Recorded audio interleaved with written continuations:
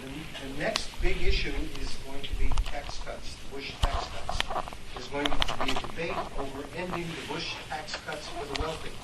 Now this, you think I'm trying to foment a disagreement between these two members of Congress, that's what I'm doing. Because I think they may have somewhat different incentives and somewhat different positions. Let me ask Jerry first. Do you see this coming debate over ending Bush's tax cuts for the wealthy as more of an opportunity or a danger for Democrats? I honestly think it's a danger. I part ways. I think with the dominant view in my caucus about the subject. I do not favor the permanent extension of Bush tax cuts. I do favor extending the current rates for some period of time until the economy is on a sustained and robust track, where it is not now. And my reason is economic.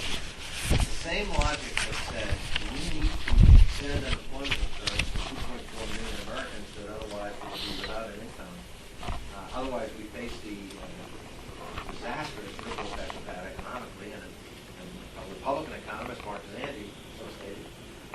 I think we, on the other end of the spectrum, need to look at the fact that the top 5% income bracket in this country are accountable for 30% of the consumer spending in this country.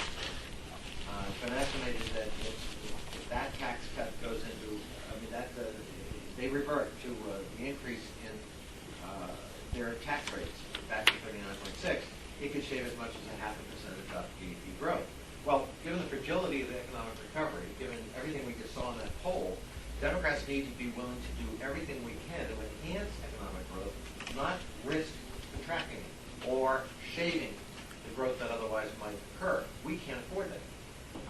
And the economy has not rebounded as robustly as we had hoped. And therefore, I think the same logic that drove us on the unemployment insurance extension, which I favored, and I think Republicans were wrong ideologically to oppose that on economic grounds, not moral grounds. I want to make a moral argument, but I'm just making the economic one.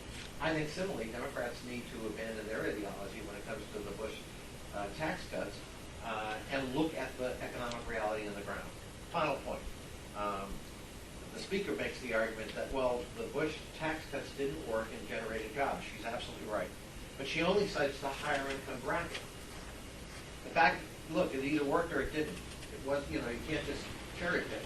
So if you're going to go with that logic, then that logic leads you to, in fact, allow all of the Bush tax cuts to apply, because none of it created jobs. We had net negative job growth.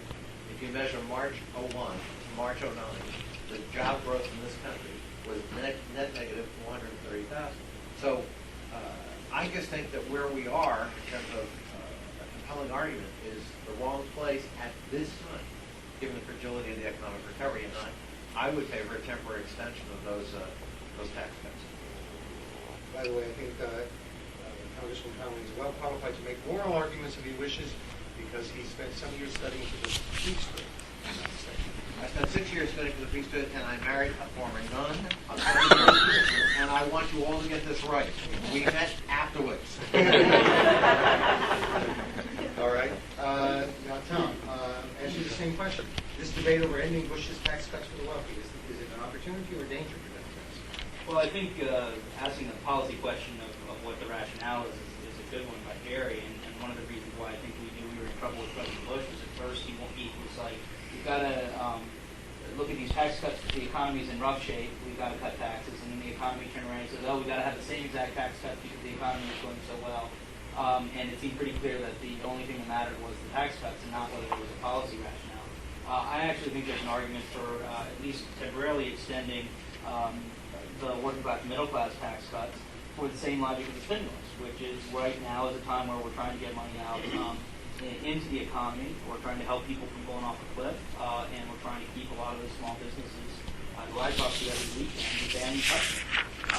And so I think for those reasons, there are reasons to believe the stimulatory effect of tax cuts to the working middle class tend to have a higher percentage going on in the economy, and people are closer to the margins and therefore more likely to hold them on.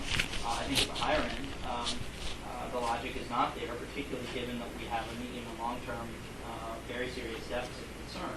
I think reasonable people can disagree on this. I feel like taking the tax cuts for the high end that are set to expire. They were all, even Bush's logic was that they should, President Bush's logic was that they should expire. And stipulated logic was that that would be gross deficit reduction.